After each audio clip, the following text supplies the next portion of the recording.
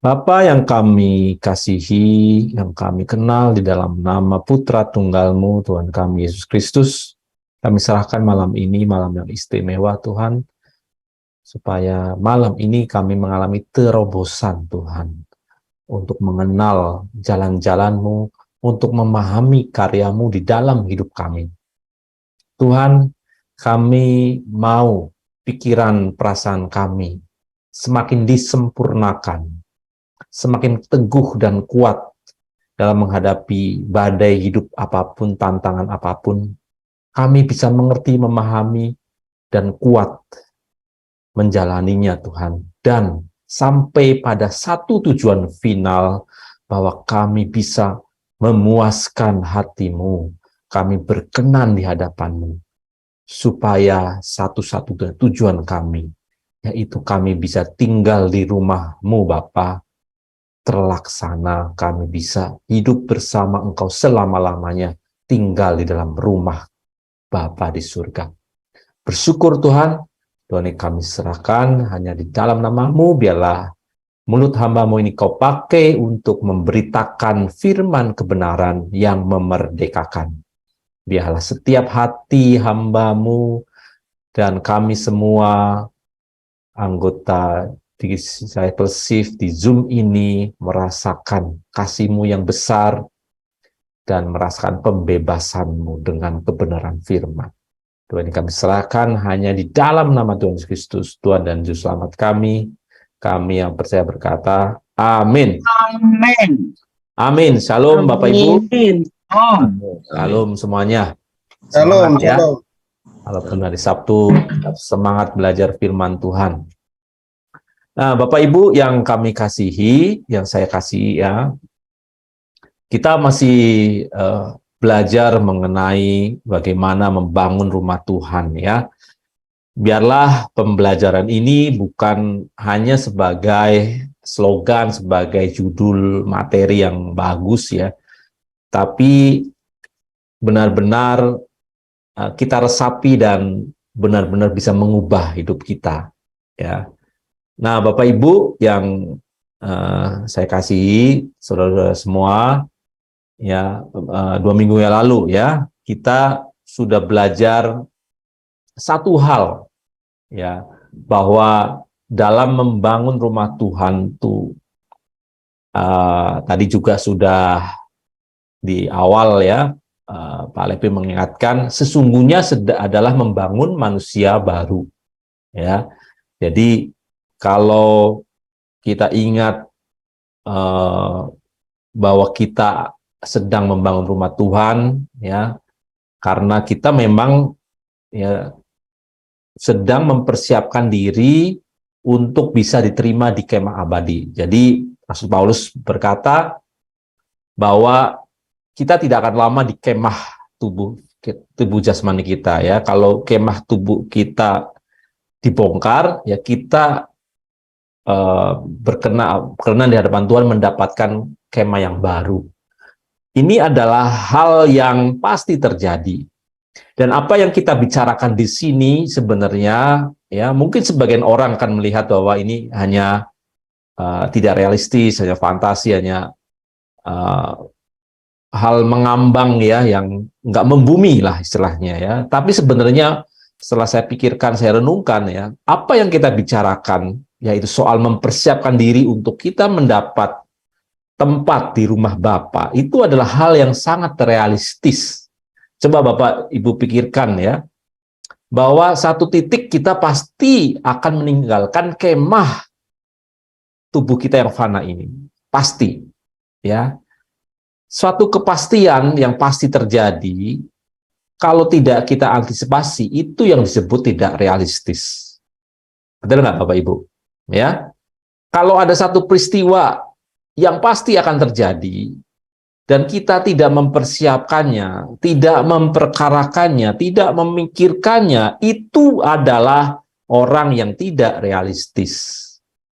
Tapi, ya, orang yang mempersiapkan hal yang akan datang, yang akan pasti terjadi, itu yang baru disebut orang yang realistis. Jadi Bapak Ibu, ya, saya ingatkan dan saya mengencourage apa yang sedang Bapak Ibu Saudara semua kerjakan di sini setiap hari belajar firman itu adalah tindakan realistis dalam menghadapi masa depan, in the future, ya. Apalagi fakta hari ini dunia yang kita tempati bukannya bertambah aman, tenang, ya, dari sisi alam, dari sisi goncangan bumi, fisik alam gitu, maupun goncangan ekonomi, goncangan sosial, politik, ya, itu mengalami peningkatan, ya. Saya amati juga gempa bumi itu, ya, dan menurut para ahli juga bukannya bertambah surut, ya. Dulu sudah terjadi gempa bumi dari dulu, ya. Tapi sekarang itu frekuensinya bertambah, ya, bertambah, ya. Jadi ibarat ketukan nada itu, ya, gempa itu ketukan nada, ya. Dulu sudah terjadi gempa, ya, gini. Tapi semakin hari, ya, ketukannya itu akan semakin cepat. Nah, seperti itu. Ya, akan semakin cepat. Dan satu titik, ya, terjadi kesudahannya, ya, seperti firman Tuhan. Nah, Bapak Ibu, ya, bukan berarti kita pesimis menghadapi itu, tapi justru dengan kondisi yang semakin tidak menentu, ya, semakin tidak pasti, justru, ya, kita mempersiapkan diri, ya, untuk bisa menghadapinya, ya, dan kita belajar berpegang pada sesuatu yang tidak tergoncangkan walaupun seluruh dunia, seluruh bumi tergoncang. Bukankah itu adalah tindakan dari orang-orang yang sangat realistis? Ya, jadi Bapak Ibu, ya, ini juga satu perjalanan mungkin buat kita semua, ya. Dulu kita menganggap bahwa belajar firman, belajar agama, atau, ya, dulu masih kita menganggap itu agama, ya, tapi sekarang kita tahu itu belajar kebenaran. Itu adalah hanya kerjaan orang-orang yang tidak sukses di pekerjaan, orang-orang yang bermimpi gitu, ya. Tapi hari-hari ini, dan saya juga rindu Bapak Ibu merasakan bahwa belajar firman Tuhan itu ibarat kita membangun, ya, rumah yang kokoh di tengah badai, ya, tengah goncangan, ya. Kita punya landasan hidup yang kokoh, ya, seperti membangun rumah di atas batu karang, ya, bukan membangun rumah di atas pasir. Itu yang sebenarnya kita sedang belajar sama-sama. Saya mengajak sama-sama, termasuk diri saya sendiri, ya, saya mengencourage diri sendiri. Ayo, terus belajar membangun rumah di atas batu karang, yang adalah firman kebenaran, firman kehidupan dari Sang Pencipta. Ya, jadi kalau kita tahu ke depan itu banyak hal yang tidak pasti terjadi, kenapa kita tidak membangun satu pondasi, satu rumah, satu bangunan yang tahan gempa? Ya, kalau di masa datang makin banyak gempa kehidupan, gempa sosial, ekonomi, gempa, ya, apapun, bukankah kita sama-sama menginginkan membangun rumah, ya, yang tahan gempa? Nah, ini yang sedang kita kerjakan. Kita membangun rumah yang tahan gempa. Nah, rumah itu adalah sebenarnya diri kita seutuhnya. Dan lebih dalam lagi, karena disebutkan di firman Tuhan bahwa kita adalah bait Allah, rumah Allah, ya, tentu Roh Kudus berdiam di dalam rumah Allah itu, berdiam di dalam hati kita. Jadi membangun rumah Tuhan itu ibarat juga membangun kekokohan hati, ya, sebagai tempat bersemayam Roh Kudus yang adalah Allah sendiri, supaya Roh Kudus bisa presentasikan, mewujudkan secara utuh, ya. Kita belajar bahwa tidak otomatis Roh Kudus itu bisa menguasai hidup kita, ya, mentang-mentang dia Tuhan, ya, terus bisa langsung menguasai hidup kita. Tidak, ya, Bapak Ibu. Karena apa? Karena ya kalau kita mau dikuasai sepenuhnya oleh Roh Kudus, kita harus memastikan rumah kita ini, tubuh kita ini, ya diserahkan kekuasaannya, kepemilikannya kepada Tuhan. Penyerahan kekuasaan ini tidak terjadi secara otomatis, ya Bapak Ibu, tidak terjadi secara otomatis. Ya, jadi yang harus kita perhatikan ya dalam membangun rumah Tuhan itu kita harus apa? Melihat ya diri kita, rumah kita yang menjadi kediaman Tuhan ini sudah benar-benar ya ada serah terima kekuasaan enggak, penyerahan kekuasaan dan kepemilikan enggak, ada transfer kekuasaan kepemilikan enggak kepada penguasa yang baru. Nah, ini sekali lagi tidak terjadi otomatis. Nah, ini yang seringkali Bapak Ibu kita salah mengerti menjadi orang Kristen ya. Kalau kita mengundang Yesus masuk dalam hati kita ya Bapak Ibu menjadi Tuhan dan Raja ya, seringkali kita beranggapan ya sudah kan Tuhan sudah masuk. Artinya Tuhan sudah menguasai hidup kita, ya udah kita tinggal melakukan aja apa yang kita mau gitu kan. Yang penting kan Tuhan sudah ada, sudah aman gitu ya. Nah, padahal kita belum menyerahkan kunci kekuasaan itu kepada Tuhan Yesus sebagai Raja kita. Buktinya apa? Kita masih melakukan segala sesuatu itu suka-suka sendiri ya, tidak pernah diperkarakan di hadapan Tuhan. Kita punya planning, punya rencana hidup juga suka-suka sendiri. Ya, kita memahami Tuhan tinggal dalam hati kita memahami Kristus di dalam kita hanya sebatas formalitas saja, sebatas kita ditandai aktivitas rohani, itu pergi ke gereja, pelayanan, dan seterusnya. Nah, ini yang Bapak Ibu, ya, walaupun sudah sering kita bicarakan secara teori, Bapak Ibu mungkin sudah mengerti, sudah tahu, gitu ya. Tapi, mari pastikan bahwa itu sudah benar-benar terjadi pemindahan kekuasaan itu. Kekuasaan dan kepemilikan. Ya. Saya berkata begini juga sebenarnya untuk diri saya sendiri. Seringkali saya menemukan, Bapak Ibu, bahwa ada area dalam rumah saya ini, rumah tubuh saya ini, dalam kata lain hati saya ini, ya, pikiran perasaan ini, ya. Kalau kita ngomong hati, kita sudah belajar bahwa sebenarnya itu pikiran dan perasaan kita. Ada area dalam hati kita, pikiran perasaan kita yang memang ternyata belum diserahkan kepada Tuhan. Kita masih mau mengatur sendiri, kita masih belum mau mendengarkan rencana Tuhan pada area kita. Jadi ibarat rumah Bapak Ibu, ya, rumah punya ruangan-ruangan, ya, bisa diibaratkan juga ruangan itu adalah aspek-aspek kehidupan kita. Ada ruangan tempat kita di keluarga, ruangan kita berbisnis, ruangan kita bersosialisasi, ruangan kesenangan pribadi, ada ruangan mungkin kita ya di area sosial, ekonomi, dan seterusnya. Banyak ya aspek-aspek hidup kita yang kita habiskan selama 24 jam itu kan nggak cuma satu hal, benar nggak Bapak Ibu?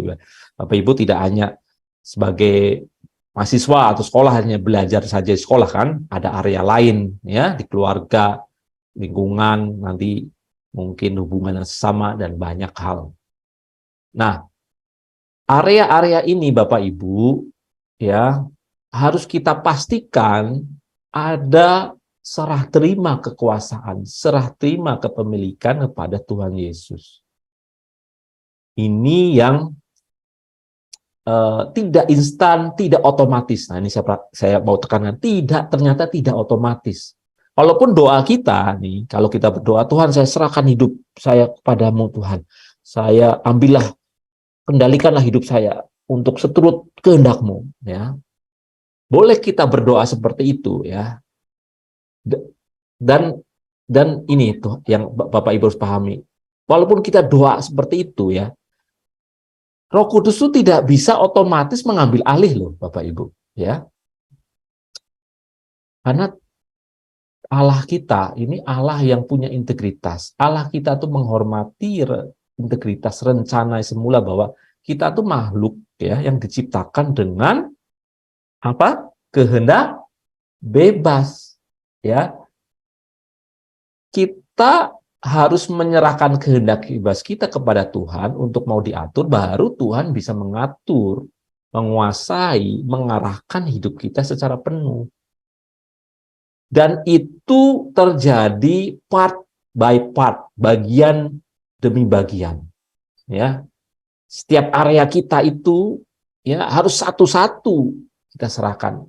Maka seringkali kita melihat ya pemuka agama atau pejabat gereja atau yang kita tuakan, yang kita anggap ya pemimpin rohani kita, di satu sisi kita dewasa ya, mungkin dalam berinteraksi sesama dewasa dalam memecahkan masalah di gereja, tapi bisa ada satu area yang kok pendeta kok begitu ya, jatuh dalam uang gitu ya, kok korupsi, atau bahkan lebih parah lagi, kok selingkuh gitu ya.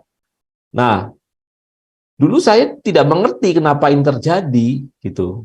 Ya, kok bisa gitu ya? Kok bisa? Pertanyaannya kok bisa gitu. Nah, hari ini kita belajar ya bahwa walaupun secara apa namanya jabatan atau secara posisi kerohanian ya, kita naik, meningkat, ya secara sosial diterima, kita punya ya pendukung gitu ya, punya orang-orang yang menganggap kita mentor, menganggap kita bapak rohani gitu ya. Tapi ternyata tidak otomatis menjamin bahwa kita itu sudah menyerahkan seluruh area hidup kita untuk dipimpin oleh Tuhan, untuk dikuasai oleh Tuhan Yesus. Ya, orang tidak melihat ya karena orang melihat dari luar ya. Yang bisa melihat hanya diri kita sendiri dan Tuhan. Dan bahkan Bapak Ibu bisa aja diri kita juga nggak melihat. Ya. Ini juga kebenaran yang saya baru hari-hari ini sadari bahwa maksud saya itu saya mau menyerahkan semua ke Tuhan, tapi ternyata saya tidak sadar ya bahwa saya masih menyimpan part of my life gitu ya, belum sepenuhnya diserahkan pada Tuhan. Dan untuk bisa tahu semua ternyata butuh kebenaran ya, butuh firman gitu untuk menerangi. Ya, ibaratnya tuh rumah kita itu tidak sepenuhnya itu punya lampu menerangi gitu loh. Ya, waktu kita pindah ya dari kerajaan maut ke kerajaan terang gitu ya, bahwa kita menyadari rumah kita, tubuh kita itu kita mau persembahkan kepada Tuhan ya, itu masih banyak bagian yang gelap-gelap gitu. Yang itu harus kita terangi satu demi satu, part by part ya, dengan pengalaman, supaya apa Bapak Ibu ya, setiap bagian itu kita benar-benar ya mulai secara sadar tuh serahkan pada Tuhan. Nah, inilah yang sebenarnya yang disebut ciri utama manusia baru. Jadi membangun rumah Tuhan sebenarnya memang membangun manusia baru ya. Di 2 Korintus ya, di 2 Korintus 5 ya. Di 2 Korintus 5 itu dikatakan bahwa siapa yang ada dalam Kristus, ia adalah ciptaan baru, yang lama sudah berlalu, sungguh yang baru sudah datang. Nah, kunci apa yang disebut maksudnya ciptaan baru adalah di ayat 15. Apa itu? Yaitu mereka fokus hidupnya bukan untuk diri sendiri, tapi untuk Dia ya yang telah mati dan telah dibangkitkan. Jadi di ayat ini jelas ya bahwa ciri pertama manusia baru itu tidak lagi hidup untuk dirinya sendiri. Nah, tidak fokus, tidak hidup untuk dirinya sendiri terjadi kalau tadi yang saya sebutkan di awal, sudah terjadi pemindahan kekuasaan gitu, kepemilikan, ya kan? Kalau tidak hidup untuk diri sendiri, untuk Tuhan berarti kita milik Tuhan. Ya, kita menyerahkan diri kita itu dimiliki sepenuhnya oleh Tuhan. Dan ini tidak terjadi otomatis, ya. Kalimat yang lama sudah berlalu, sesungguhnya baru datang, jangan dipahami secara sempit bahwa yang lama memang sudah nggak ada, sekarang yang baru gitu. Ya, pada kenyataannya kan bahwa transfer kepemilikan kekuasaan itu kan tidak otomatis, ya. Ya, yang lama sudah berlalu artinya bahwa kita sudah memutuskan untuk merdeka dari masa lalu dan menyambut masa yang baru ini yang sudah datang ini, ya, yang baru yang sudah datang. Jadi ibaratnya kalau saya bisa ilustrasikan, ya, ayat ini seperti waktu zamannya Indonesia merdeka, ya. Waktu 17 Agustus 1945, waktu kita proklamasi kemerdekaan, itu ibaratnya yang lama sudah berlalu, yang sesungguhnya yang baru sudah datang. Tapi apakah waktu kita menyatakan merdeka dari penjajah kita langsung bisa pergi, ya? Dari tahun 1945 sampai tahun 1950 kalau nggak salah, atau 49, ya, kita sudah menyatakan merdeka secara de jure, ya, secara hukum internasional, tapi secara fakta, de facto, kita masih dijajah, masih ada penjajah yang menguasai wilayah Indonesia, Nusantara. Bahkan waktu perjanjian Renville atau apa, ya, tahun 47-48 itu wilayah kita mengecil, gitu, ya. Wilayah kita mengecil. Nah, ini harus diperjuangkan, ya, ya, wilayah demi wilayah itu untuk dikuasai sepenuhnya oleh pemerintahan sendiri.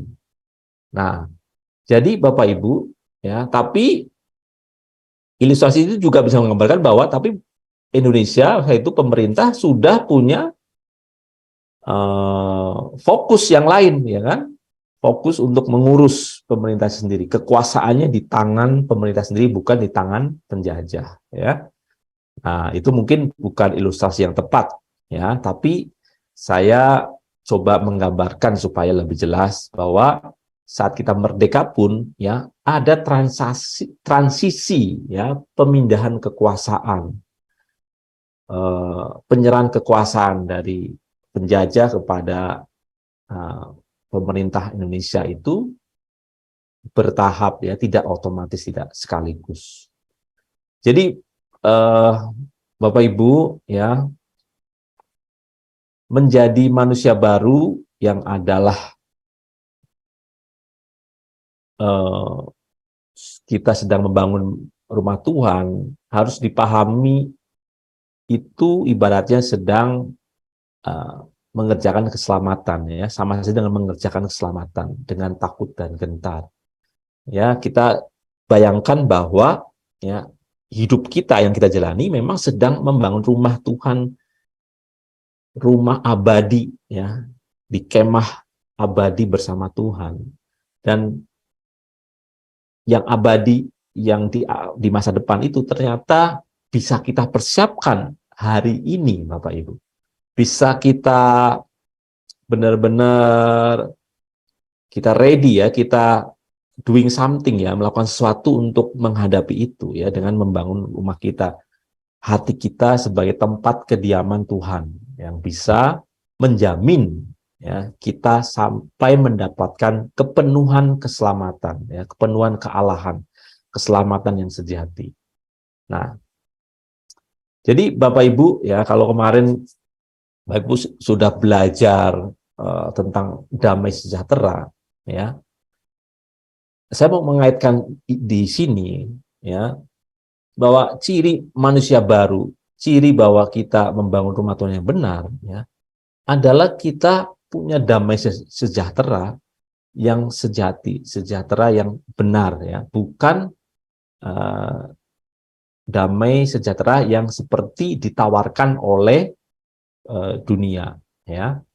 Kalau kita gambarkan ya damai sejahtera yang kita miliki itu seperti ya kita bertempat tinggal di batu karang di tengah ombak, ya, di tengah ombak lautan, ya, seperti ada ilustrasi burung yang bersarang di satu batu karang di tengah lautan, lautan bergelora apapun, ya, burung ini yang bersarang di batu karang yang teguh ini tetap tenang, tetap yakin, tetap tidak terganggu gitu.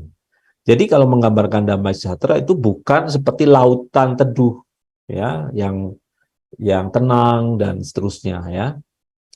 Tapi damai sejahtera yang saya maksud adalah damai sejahtera yang kita mengalami ketenangan meskipun kita mengalami damai walaupun, ya, itu yang mau kita capai sebenarnya.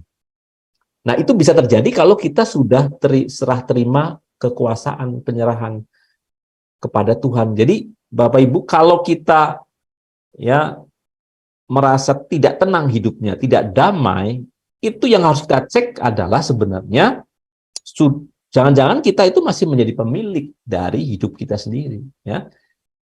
Ibarat orang bekerja dalam perusahaan gitu ya. Kita bukan sebagai pemilik perusahaan. Kalau ada gonjang-ganjing ekonomi atau apa, yang paling pusing, paling stres adalah si pemilik, ya, karena kalau ada apa-apa bisa hancur nih pemiliknya, yang paling bertanggung jawab. Kalau kita mungkin sebagai karyawan, ya, kita menyerahkan kepada si pemilik perusahaan itu untuk mengatur, ya. Kita yang penting taat, kan, follow saja instruksinya seperti apa. Jadi kalau kita ada part bagian ruangan hati kita yang masih belum damai, masih shaking gitu ya, jangan-jangan ya kita boleh bertanya nih pada diri sendiri, jangan-jangan kita itu masih merasa jadi pemilik gitu, ya, masih merasa menjadi apa, pemegang kekuasaan yang harus kita pertahankan gitu ya.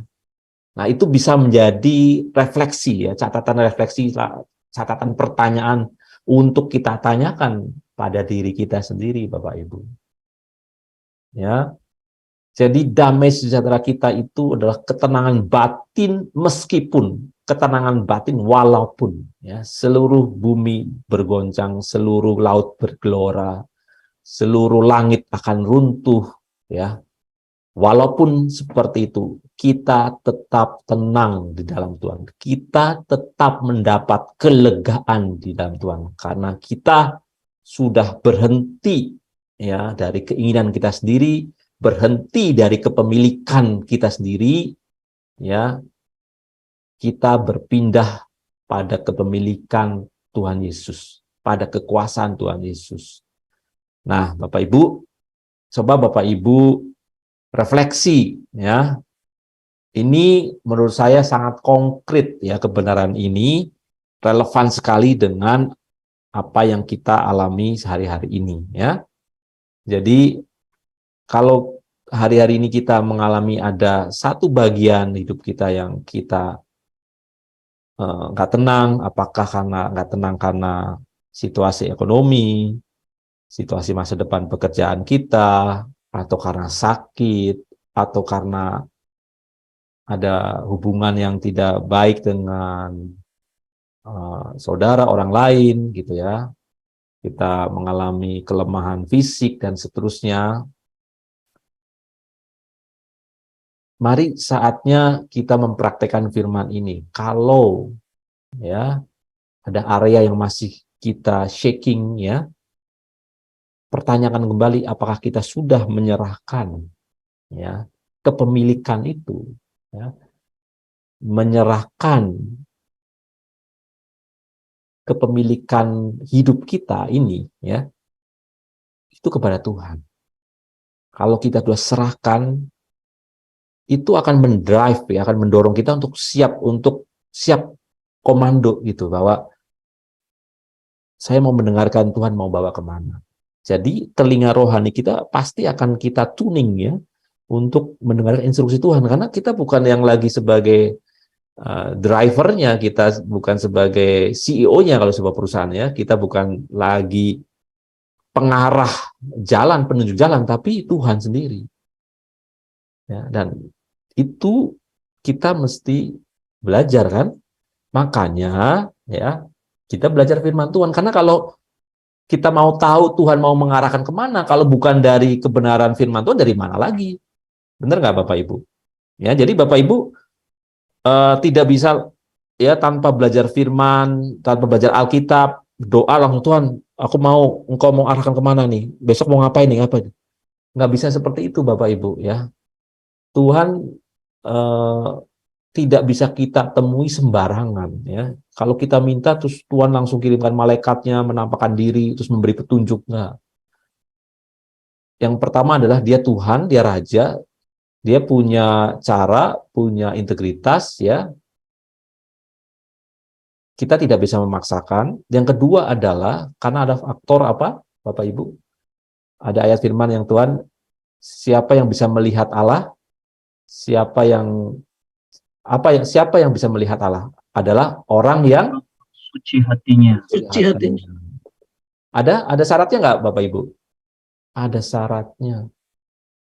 Jadi kalau walaupun Bapak Ibu sekarang nih mau, oh tuh dengan kebenaran ini, wah tercelikan itu, wah iya ya, saya belum menyerahkan. Saya serahkan Tuhan sekarang juga. Tuhan bicara, saya besok mau ngapain? Langsung bisa itu nggak? Dengar Tuhan ngomong nggak? Ya, tidak. Ya, ini faktanya. Ya, ini faktanya bahwa menemui Tuhan itu tidak segampang yang pernah kita tahu sebelumnya. Gitu. Ya, bahkan saya boleh mengatakan sekarang ini ya, Bapak Ibu ya. Mengenal Tuhan, belajar mengenal Tuhan, belajar mengenal kehendaknya. Jauh lebih sulit dari setiap perkara kehidupan yang kita jalani. Ini kebenaran yang mengubah saya, Bapak Ibu. Ya, karena kita diajar dulu terlalu menggampangkan. Benar nggak? Asal pokoknya tekun melayani, asal ke gereja, asal pokoknya punya jadwal doa, udah pastilah kita berkenan di hadapan Tuhan. Tuhan mau mengarahkan kita, ya pokoknya kita akan pasti dengar suara Tuhan. Jadi kalau Tuhan nggak ngomong, ya memang nggak ngomong gitu ya.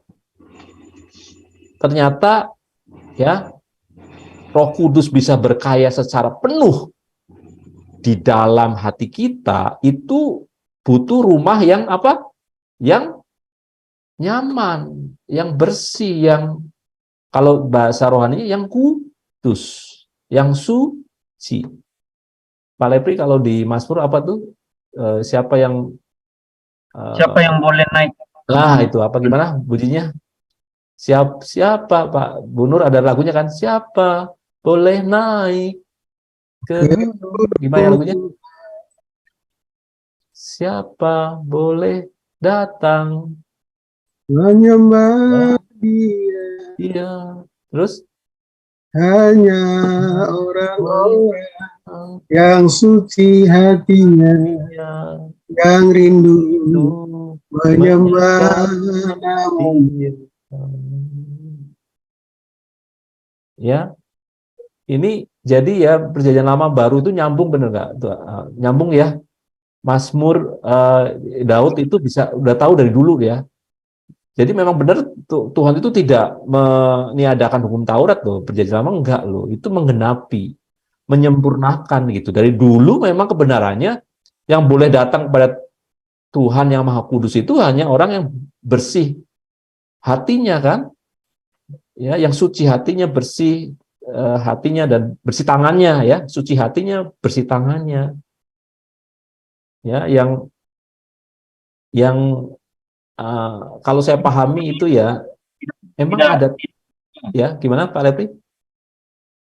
Yaitu dia yang berlaku tidak bercela, yang melakukan apa yang adil dan yang mengatakan kebenaran dengan segenap hatinya. Ya. Yang tidak menyebarkan fitnah dengan lidahnya, yang tidak berbuat jahat terhadap temannya, dan yang tidak menimpakan celah kepada tetangganya.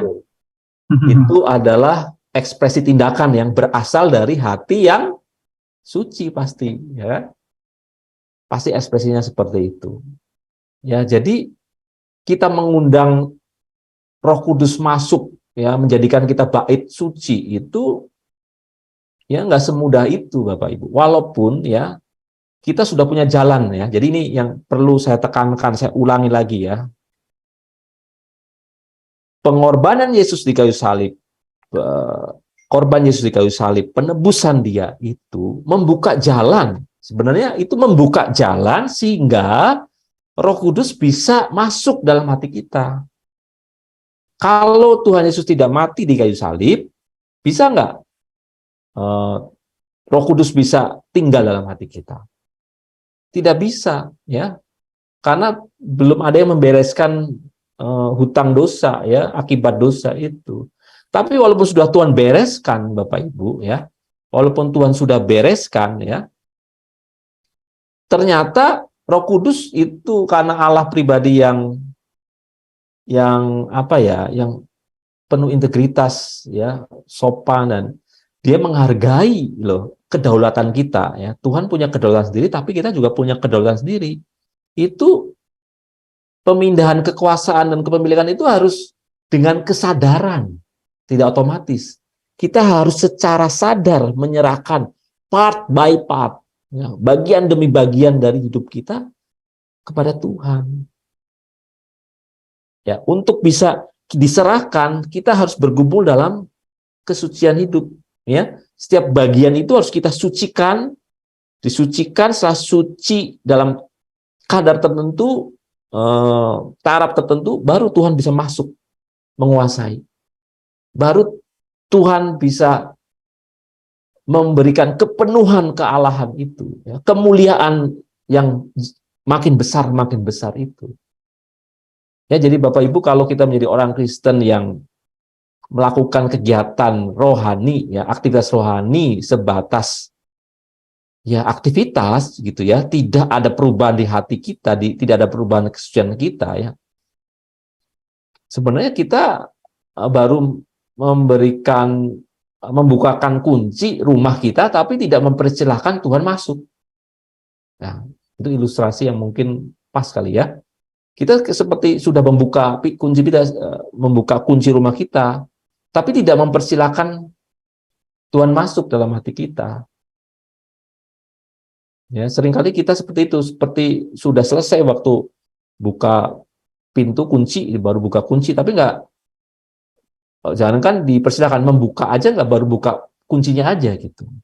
Setelah membuka juga nggak mempersilahkan Tuhan masuk, tinggal gitu, ya. Setelah, walaupun kita mempersilahkan Tuhan masuk gitu, ya, tapi rumah kita masih ada barang lain, ada tidak bersih, masih kotor, masih kita punya keinginan sendiri, artinya kita, ya, punya desain sendiri gitu, ya, tidak berdasarkan desainnya Tuhan, ya, Tuhan tidak bisa doing something secara penuh gitu, ya. Nah, ini yang apa, Bapak Ibu, ya, pencerahan ini yang saya dapatkan bahwa mengubah manusia lama menjadi manusia baru itu memang seperti penyerahan atau pemindahan kekuasaan dan kepemilikan yang bertahap, yang proses gitu, ya.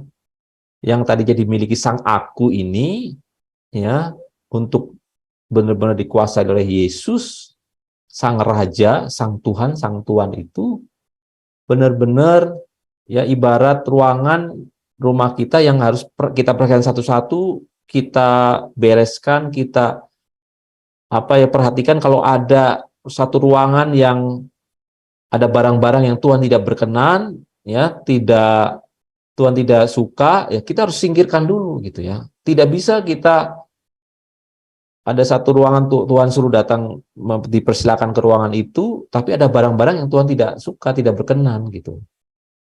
Ya, sebelum Tuhan bisa tinggal di situ, barang-barang itu keluarkan dulu, ya. Tinggalkan dulu beban itu, beban dan dosa itu tinggalkan dulu gitu. Ya, itu juga di Ibrani kan begitu, ya. Kalau kita mau menjadi murid, dimuridkan secara penuh, ya, justru tinggalkan beban dan dosa dulu gitu. Itu tahap awal ternyata kan. Dulu kita merasa bahwa itu tahap final gitu ya. Tidak melakukan dosa lagi ya, apalagi dosa yang umum gitu ya. Itu sudah berarti kita sudah menjadi manusia baru. Ya, sudah sepenuhnya manusia baru. Ternyata ya meninggalkan beban dosa itu ibarat kata itu langkah awal supaya Tuhan bisa masuk dan akhirnya berkarya, akhirnya dibukakan, akhirnya kita naik ya level kesucian kita, level kedewasaan iman kita. Itu baru Tuhan bisa bentuk untuk makin naik, makin naik. Nah, jadi Bapak Ibu,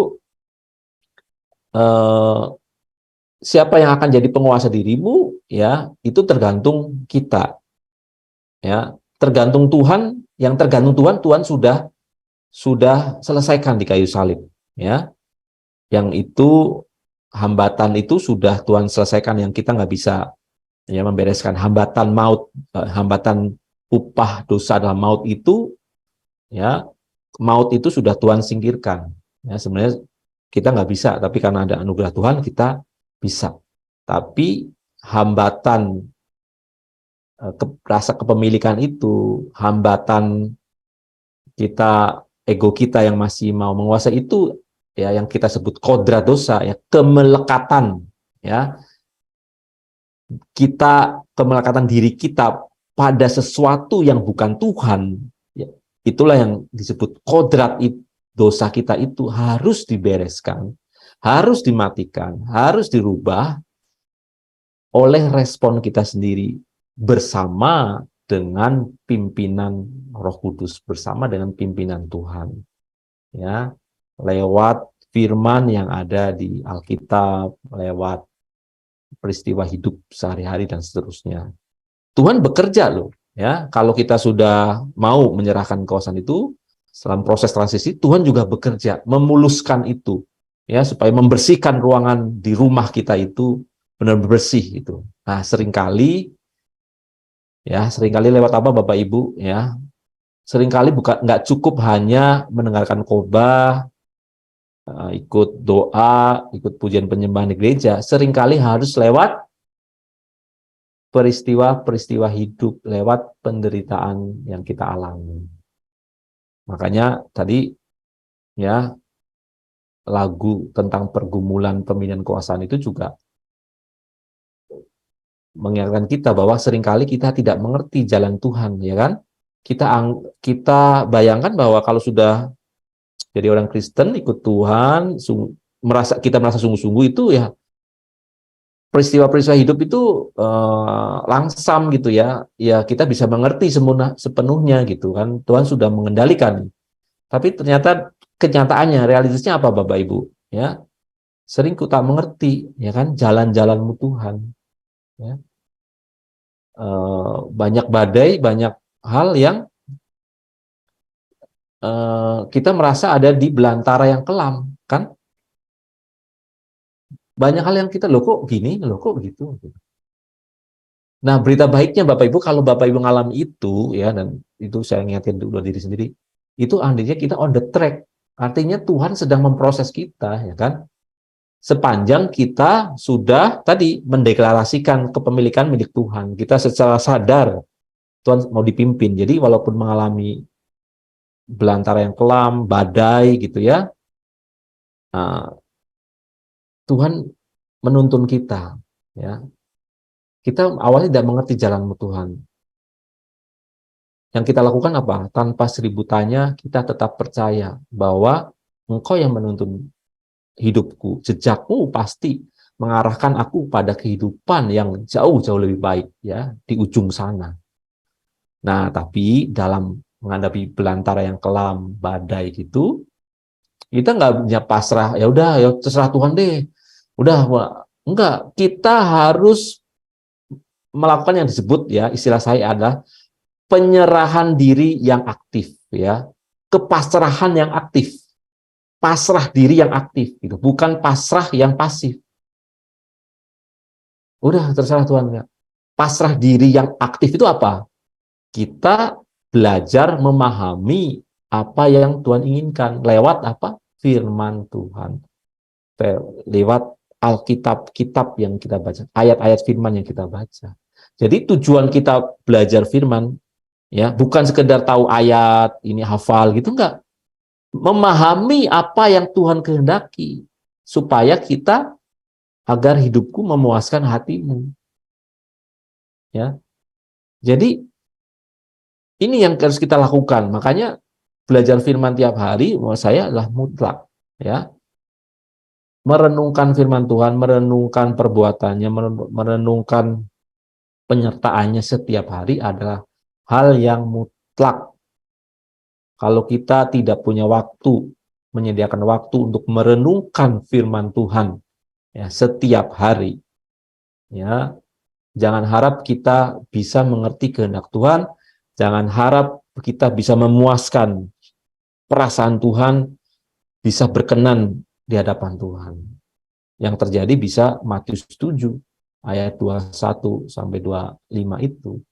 Kita merasa bahwa kita bernubuat demi nama Tuhan, kita melayani demi nama Tuhan, bahkan kita melakukan mukjizat demi nama Tuhan, kan?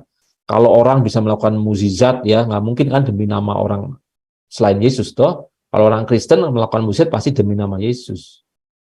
Sampai kita melakukan hal-hal yang spektakuler, yang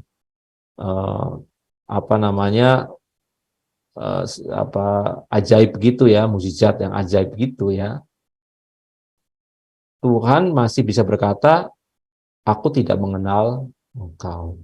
Aku tidak mengenal, artinya apa Bapak Ibu? Tidak mengenal ini ginesko ya, tidak bisa menikmati engkau sebenarnya. Kalau kenal sih pasti Tuhan kenal kita luar dalam ya. Ya kan? Betul kan? Tuhan pasti kenal lah apa yang tersembunyi dalam hati kita. Tapi yang dimaksud Tuhan adalah aku tidak bisa menikmati engkau, tidak bisa ginosko. Ya, ginosko itu menggambarkan ya hubungan intim antara suami istri.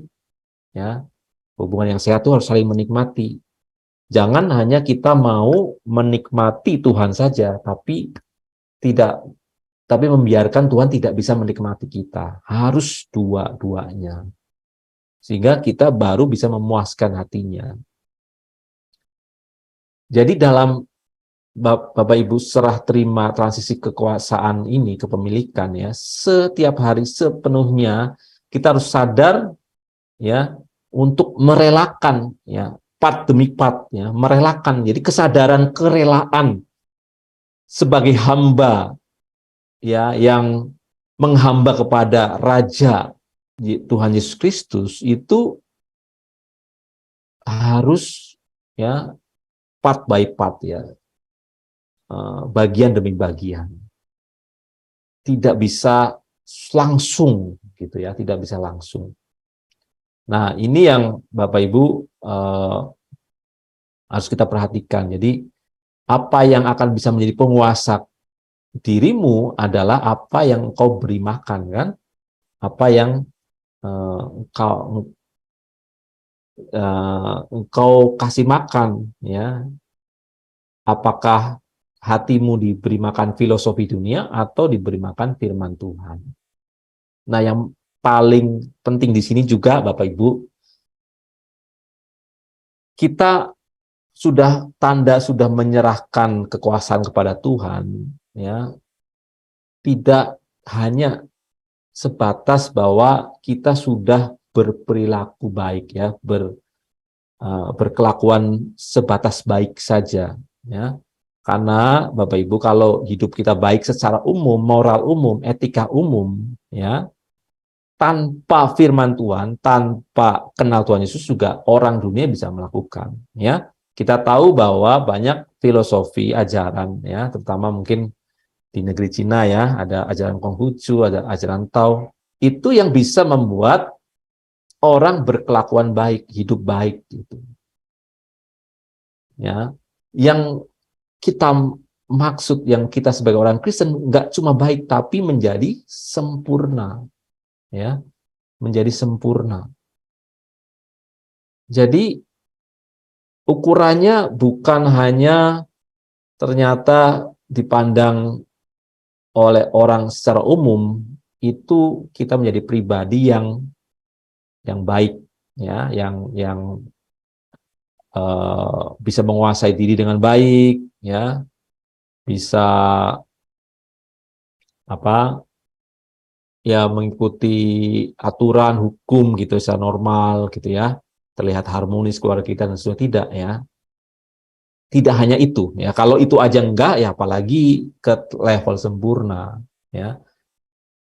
Kita tanda kita secara penuh, ya, sudah transfer kekuasaan, kepemilikan itu kalau kita sudah pada tahap punya hati, ya, yang merindukan Tuhan sungguh-sungguh, ya, bukan hanya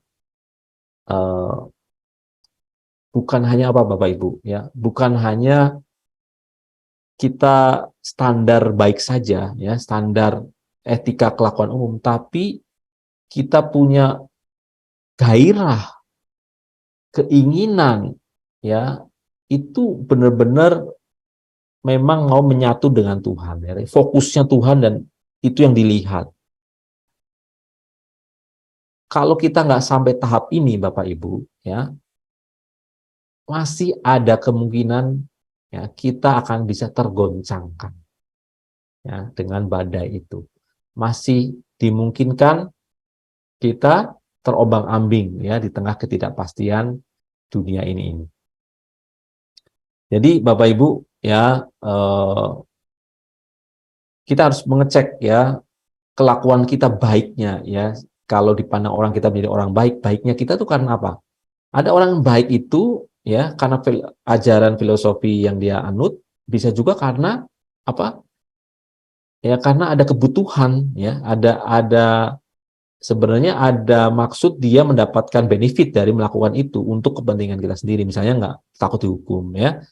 Karena saya ibaratkan apa, Bapak Ibu, orang kalau di Singapura katanya itu bisa disiplin, otomatis bisa disiplin, tidak sembarangan membuang sampah, ya.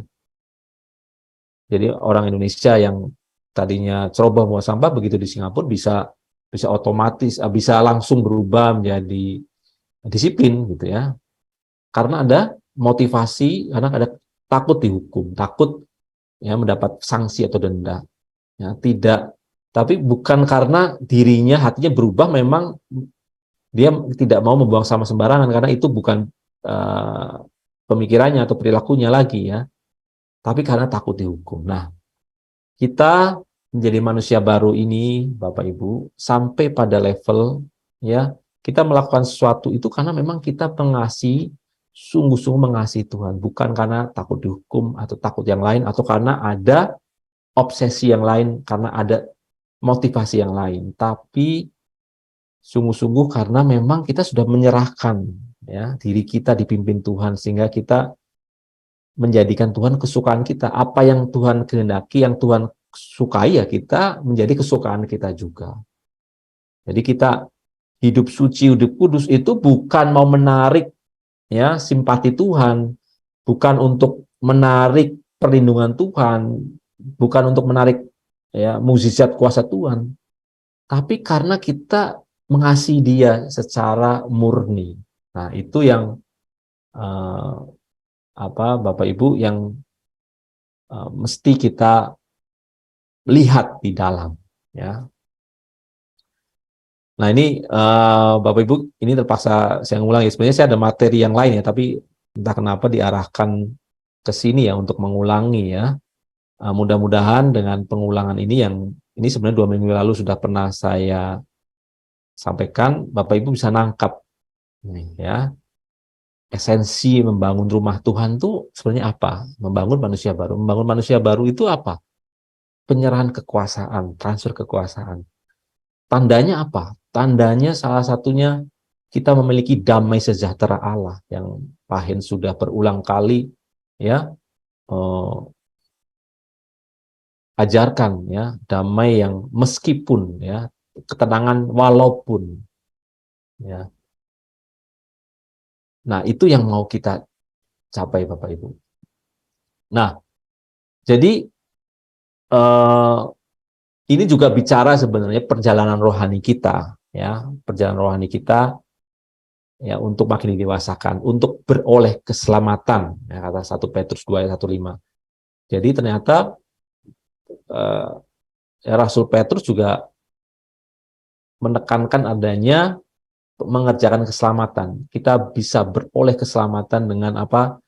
Dengan kita ada hati yang haus rindu ya akan air susu yang murni dan yang rohani. Artinya ini kebenaran, kita rindu akan kebenaran firman yang terus-menerus ya, terus bertumbuh ya sampai kita memperoleh keselamatan yang sejati. Ya.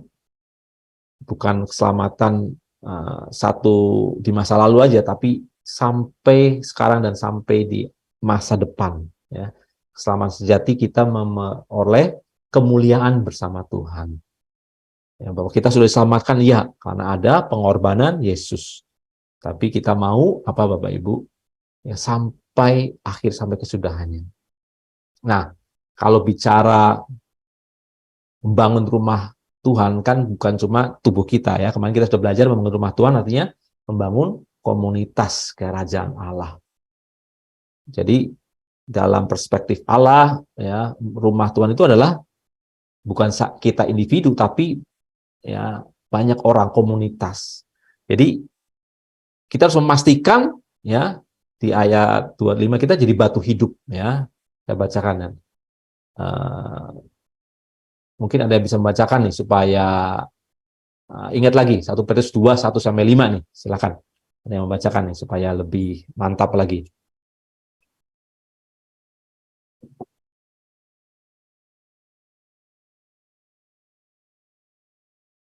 Oke.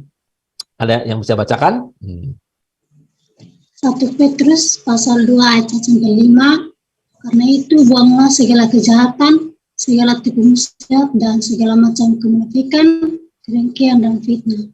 Dan jadilah sama seperti bayi yang baru lahir, yang selalu ingin akan air susu yang murni, yang rohani dan yang rohani, supaya olehnya kamu bertumbuh dan beroleh keselamatan.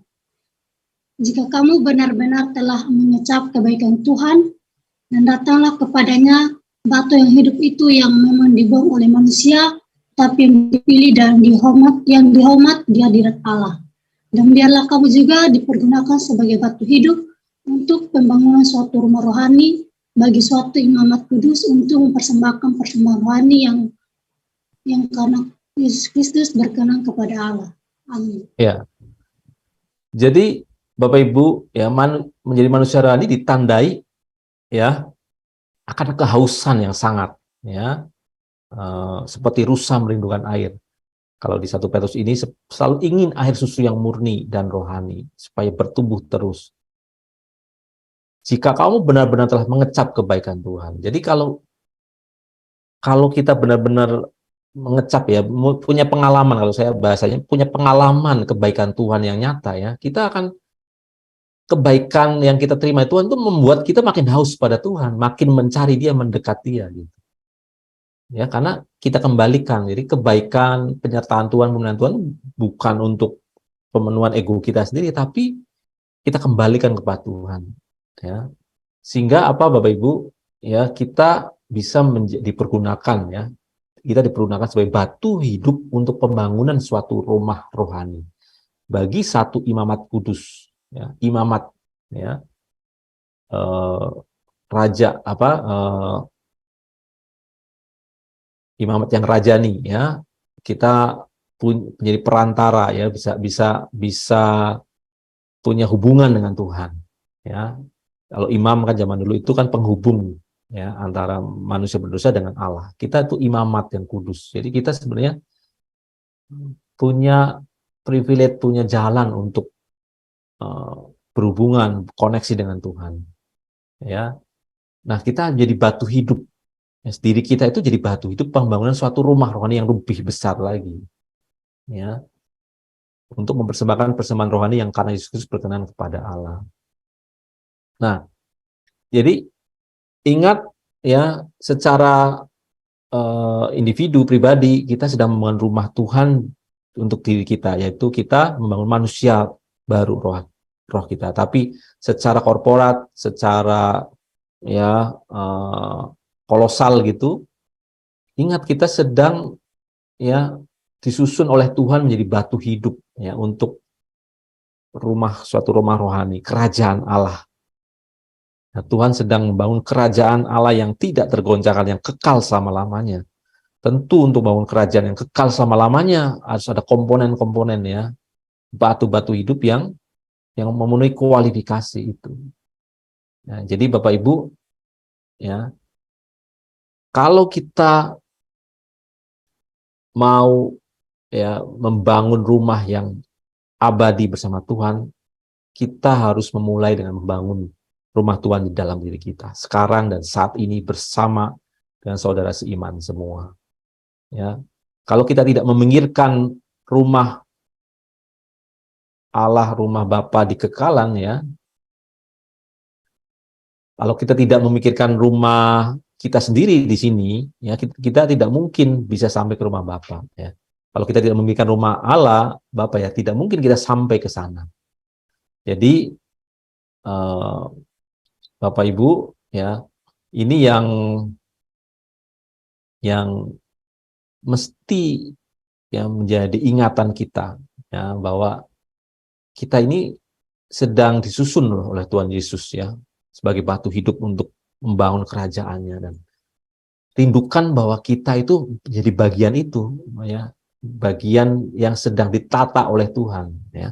Kalau dalam komunitas ya, Tuhan punya rencana ya, peran kita dalam komunitas itu di bagian apa? Pasti Tuhan punya peran yang spesifik ya, ibarat ya rumah yang dibangun di ada batu banyak gitu ya, pasti setiap batu itu juga punya fungsi. Ya, jadi bersamaan kita membangun manusia rohani kita, kekudusan-kekudusan kita, kita juga bersama-sama melihat Tuhan berkaya untuk kita ditempatkan ya di satu area, ya satu wilayah yang Tuhan percayakan supaya Tuhan bisa menyelesaikan suatu rumah rohani, ya Bapak Ibu. Nah, jadi ini yang 2 minggu lalu saya jelaskan ya, bahwa syarat bahwa kita ya mengenakan manusia baru ini ya harus meninggalkan manusia lama ya. Jadi ternyata ya, walaupun di 2 Korintus 5 itu yang lama sudah berlalu ya, berlalunya itu harus ditanggalkan gitu. Ternyata harus ada usaha kita, harus ditanggalkan manusia lama itu. Jadi tidak otomatis kan ya, dan harus sadari manusia lama itu pada akhirnya akan menemui kebinasaannya. Kalau kita tidak waspada, tidak sadar, ini bisa memarkir kita. Nah, manusia lama ini jangan hanya Bapak Ibu mengerti sebagai suatu yang tidak baik, yang jahat, yang tidak bermoral ya, moral umum. Enggak ya. Manusia lama itu bisa juga buat masyarakat, orang itu suatu yang baik gitu. Suatu yang baik, tapi di mata Tuhan itu belumlah manusia baru, itu bukan Tuhan yang Tuhan inginkan. Ya, bukan Tuhan yang inginkan. Jadi karena apa? Itu baik, tapi buat Tuhan itu belum sempurna. Ya, dalam hal kita punya sifat pribadi yang orang lain nggak tahu gitu ya. Mungkin dalam hal kita melihat mengelola harta kita, kekayaan kita ya, mungkin kita tidak merugikan orang lain ya, buat orang lain itu fine ya.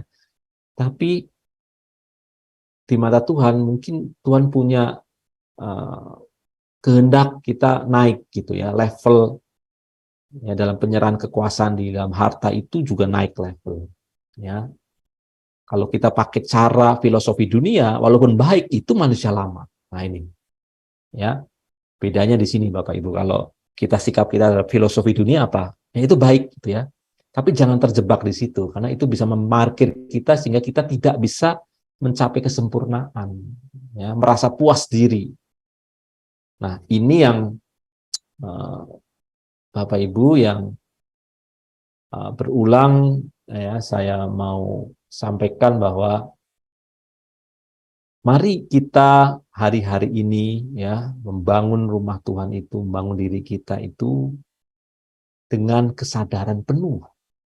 Ya, salah satunya adalah sudahkah kita memindahkan kepemilikan, rasa kepemilikan, kekuasaan itu kepada Tuhan. Ya, banyak aspek yang akan kita sadari ya, banyak aspek yang akhirnya pada akhirnya kita sadar bahwa kita belum menyerahkan itu. Ya, salah satu tandanya kalau kita ada bagian yang belum tenang, ada bagian yang kita masih gampang shaking, gampang goncang gitu. Nah, itu berarti kita belum menyerahkan sepenuhnya. Atau kita belum punya kerinduan seperti rusa yang merindukan air. Yang rusa merindukan air itu seperti benar-benar air bagi rusa itu apa? Itu adalah hidupnya. Kalau nggak nemu air, dia akan mati. Kalau dia nggak nemu air dalam beberapa hari, dia bisa binasa. Dia tidak bisa hidup lagi. Ya, kita harus bisa menemukan kerinduan itu. Ya, kerinduan itu sampai tingkat level secara penuh dalam sadar kita. Saya harus dapetin. Kalau enggak, saya mati. Nah, kalau kita punya kerinduan seperti itu, gairah seperti itu, Bapak Ibu, ya, kita baru bisa sepenuhnya mengenal kebenaran, memahami kebenaran, ya, mencari kebenaran firman Tuhan itu sama seperti si rusa mencari air, mencari sungai, ya, sungai kehidupan. Kalau tidak, berarti saya bisa mati. Nah, mari tanamkan, ya, itu yang akan menguatkan kita kalau ada hambatan, tantangan, ya, ada kemalasan, terutama kemalasan itu, rasa malas. Ingat seberapa kerinduan kita pada Tuhan, seberapa kuat ya hasratmu mencari Tuhan. Itu yang akan benar-benar membebaskan, memerdekakan kita ya dari diri kita sendiri. Jadi sebelum kita bisa dimiliki oleh Tuhan, kita harus merdeka terhadap diri kita sendiri. Kita harus merdeka dari kepemilikan diri sendiri. Kita harus merdeka dari nafsu ego kita sendiri dan menyerahkan kemerdekaan kita kepada Tuhan. Barulah kita benar-benar merdeka. Ya, merdeka dalam konteks kita punya kesempatan, punya peluang untuk mengalami hidup yang kekal. Nah, Bapak Ibu yang saya kasihi,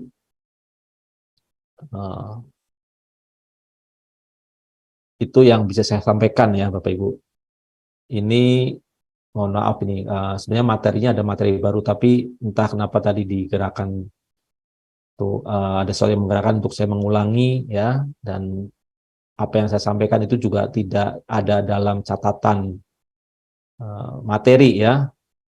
Ya, kalau nanti saya kasih materi ke Pak Lerpi itu tidak ada. Ini benar-benar new ya. Benar-benar ini saya mengalami apa ya? Kayak dituntun gitu ya. Ini nggak ada di catatan tadi. Sama sekali tidak ada. Jadi saya juga dapat ya, saya dapat juga ya tentang transfer kepemilikan dan kekuasaan ini seberapa. Ternyata masih ada, saya diingatkan ada ruangan yang belum saya serahkan. Tandanya apa? Tidak ada wilayah yang saya nggak damai ya, tidak ada apa kekhawatiran ya. Tidak damai, tidak khawatir, ada kekhawatiran. Seharusnya kita boleh kita khawatir apa Bapak Ibu? Kita boleh khawatir kalau kita belum bisa menyenangkan Tuhan. Nah, itu baru kita khawatir. Itu satu-satunya kekhawatiran yang diperbolehkan sebenarnya. Betul nggak? Kalau khawatir belum punya rumah, khawatir belum punya mobil, khawatir aduh pekerjaan saya nggak stabil nih, khawatir aduh sakit gua nggak sembuh-sembuh gitu ya. Nah, itu bukan kekhawatiran yang diperlukan ya, yang sehat gitu ya. Tapi khawatir ternyata saya belum bisa menyenangkan Tuhan. Nah, itu yang seharusnya kita fokuskan ke situ ya. Jadi emosi yang seperti itu diarahkan ya. Kalau kita punya khawatir, coba arahkan kekhawatiran kita itu bukan hal-hal yang soal pemenuhan kebutuhan jasmani aja, tapi soal pemenuhan, pemuasan perasaan Tuhan. Ya, khawatir kita soal-soal itu, ya, ketidaktenangan kita itu soal-soal bagaimana kita menyenangkan hati Tuhan. Ya. Kita bisa tenang damai bukan karena punya uang di bank yang cukup, yang nolnya 9 digit, 10 digit, 12 digit, bukan punya relasi pejabat tinggi, ya, tapi kita bisa tenang, bisa damai karena kita tahu kita ada di dalam hatinya Tuhan. Itu baru kita berani tenang, berani damai. Tuhan ada dalam hatiku dan aku ada di dalam hati Tuhan. Tuhan merasakan kesukaan, merasakan kesenangan, bisa menikmati, bisa ginosko atas hidup kita. Itulah ya, baru kita benar-benar merasa tenang, merasa damai. Itu baru damai sejahtera yang sesungguhnya. Mari Bapak Ibu kita tutup renungan ini. Bapa yang Maha Kasih, kami ucap syukur atas apa yang Engkau sudah wahyukan, Engkau sudah cerahkan. Ya, biarlah apa yang kami dengar malam ini bukannya di teori, pengetahuan, terutama untuk diriku sendiri. Bapa, aku mau berubah, kami semua mau berubah Tuhan. Kami mau menjadikan Engkau air hidup. Ya, seperti rusa merindukan air, kami juga bisa sampai pada pengalaman rohani, sampai pada perasaan bahwa kalau tidak ada Engkau, kami akan mati. Kalau Engkau tidak dalam hati kami, dan kami tidak dalam hati-Mu, itu adalah malapetaka yang sesungguhnya. Bapak, biarlah kerinduan yang meluap itu terus Tuhan. Kami merindukan Engkau, mensyukuri apa yang Engkau berikan itu terus-menerus, tiap hari, tiap jam, tiap detik. Sehingga dengan ini Bapak Ibu, Tuhan, kami semua di sini bertumbuh dalam kepenuhan kealahan dan kesucian hidup yang Engkau berkenan. Dan kami dilayakkan, dimuliakan bersama Engkau. Syukur Tuhan, doa kami serahkan hanya di dalam nama Tuhan Yesus, Tuhan dan Selamat kami. Kami yang percaya berkata, amin. Amin. Amin. Amin. Amin. Amin.